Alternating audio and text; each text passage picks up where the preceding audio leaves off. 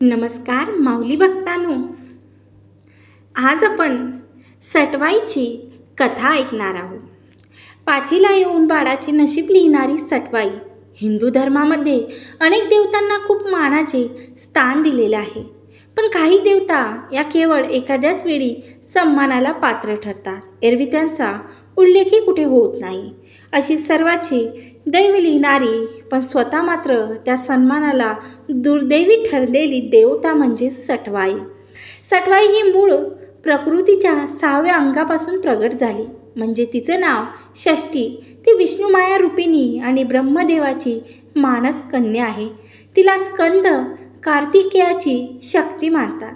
बाळाचं दैव लिहिणारी देवी म्हणून तिचा लौकिक आहे. मांजर हे तिचं वाहन आहे. जन्मानंतर 5व्या रात्री बाळाचं नशीब लिहायला ती येते. महाराष्ट्रात 5व्या दिवशी संध्याकाळी तर गुजरातमध्ये 6व्या दिवशी षष्ठी पूजन करतात.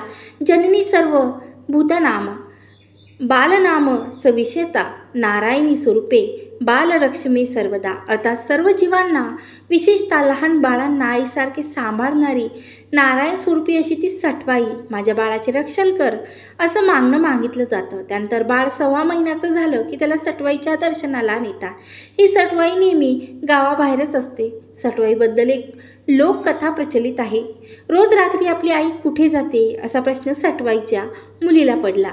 ती आपल्या आईला याबाबत विचारते, तेव्हा सटवाई तो विषय टाळते, परंतु मुलीच्या हट्टापुढे तिचा नाईलाज होतो. मी जन्मलेल्या मुलांचे भविष्य लिहिण्यासाठी जाते असे उत्तर ती आपल्या लेकीला देते. तू दुसऱ्यांचे भविष्य लिहितेस, मग माझे भविष्य काय आहे, तिची लेक तिला विचारते. तेव्हा सटवाई ते पुन्हा टाळण्यास प्रयत्न करते. मुलगी मात्र ऐकत नाही. तेव्हा ती लेकीला म्हणते, तुझे लग्न तुझ्याच पोटी जन्मलेल्या मुलाशी होईल. हे ऐकल्यानंतर तिच्या मुलीच्या पायाखालची जमीन सरकते. ती लग्नच न करण्याचा निर्णय घेते. काही दिवसांनी एक राजपुत्र तिच्या झोपडीजवळ नदीकिनारी पाणी पिण्यासाठी येतो. योगायोगाने राजपुत्राने चूळ भरून थुंकलेले पाणी तिच्या पिण्यात येते. त्यामुळे ती गर्भवती होते. कालांतराने तिला मूल झाल्यानंतर ते मूल जंगलात टाकून देते. ते मूल एका राजाच्या हाती लागते. तो त्या मुलाचं संगोपन व पालन पोषण करतो. तो मुलगा मोठा झाल्यानंतर शिकारीसाठी एक दिवशी जंगलात जातो. तिथे त्याला माहीत नसलेली त्याची आई भेटते. तो तिच्या प्रेमात पडतो. आपणात झालेला मुलगा आपण टाकून दिल्यामुळे आपल्या आईचे म्हणजे सटवाईचे भविष्य खोटे ठरेल अशी समजूत ती त्या युवकाच्या प्रेमाला प्रतिसाद देते.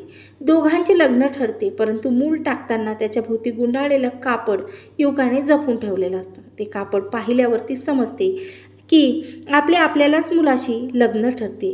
तेव्हा तिच्या लक्षात येते, सटवाई सांगत असलेलं भविष्य कधीच खोटं ठरत नाही, असा या कथेचा आशय आहे. अशाच नवनवीन आणि मजेदार कथा ऐकण्यासाठी तुम्ही माझ्या चॅनलला लाईक आणि सबस्क्राईब केलं नसेल तर सबस्क्राईब करा आणि ही छोटीशी कथा शेअर नक्की करा. जय गजानन माऊली. गण गण गणात बोते, गण गण गणात बोते.